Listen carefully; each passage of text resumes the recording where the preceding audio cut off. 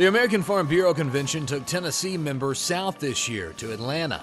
The National Convention featured a trade show, breakout sessions on issues the ag industry is facing, and of course, guest speakers. You have 50 states in Puerto Rico that come together.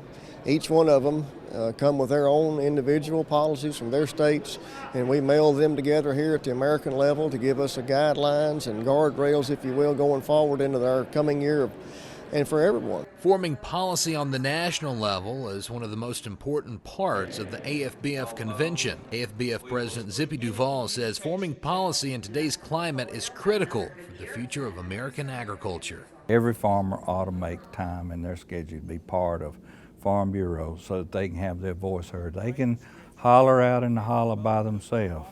No one's going to hear them. You can come to a Farm Bureau meeting, you can take care of business, and enjoy yourself too. Bring your family along because it is a family organization. And yes, it is important that we represent all of agriculture. One of the biggest discussions during the delegate session involved policy on meat processing facilities and what many believe are unfair prices in the cattle market. We knew going in that the livestock marketing situation in this country is under scrutiny and it's stressed. There are a lot of people that just aren't happy with it. Feel like they don't have, especially in the cattle industry, with the four big packers that are having so much control that 80% of all the slaughter capacity in this country is on those four, and so that was a big amount of debate on that.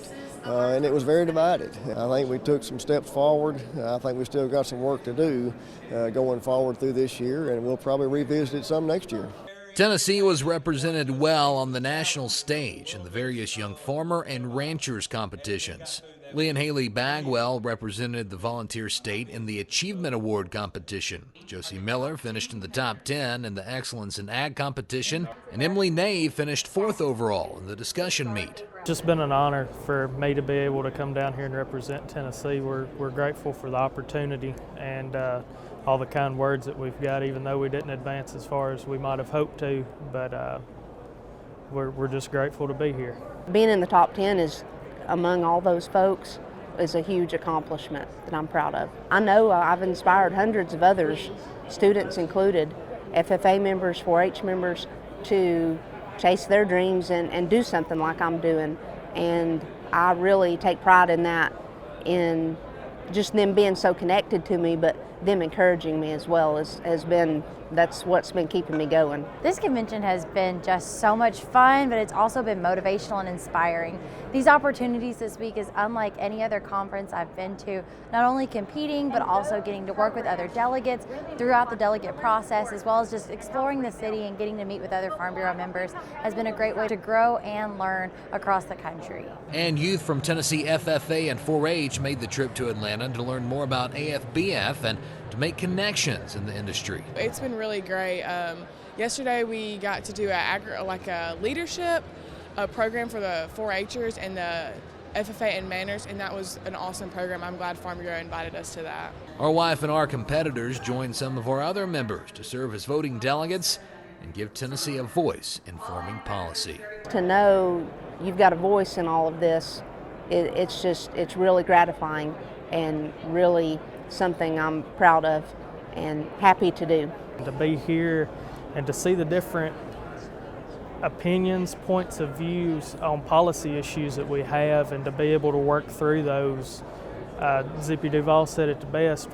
Even if we didn't agree with something, we could still go sit down at the dinner table and eat together and not hold a grudge against anybody else for believing something different. Farm Bureau is grassroots, and it's we, the members from our county level, that take those issues and vote on those locally and push our issues forward until they're here at the American Farm Bureau, where all of America and our farmland are voting to find policies that reflect how we feel. It's just impacted my life and my willingness to serve and make our organization better. That's my goal.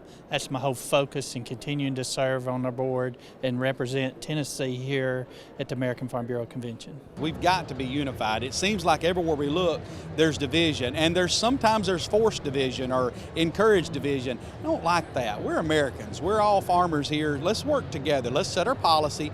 And once we get that set, let's go out and defend it and promote it and push it to where it needs to be. We had 35 good delegates here. We had some alternates. We had a good convention all over, and then to finish up here with a good, strong business session to form the policy for American Farm Bureau to go forward into 2022 was I think, a resounding success.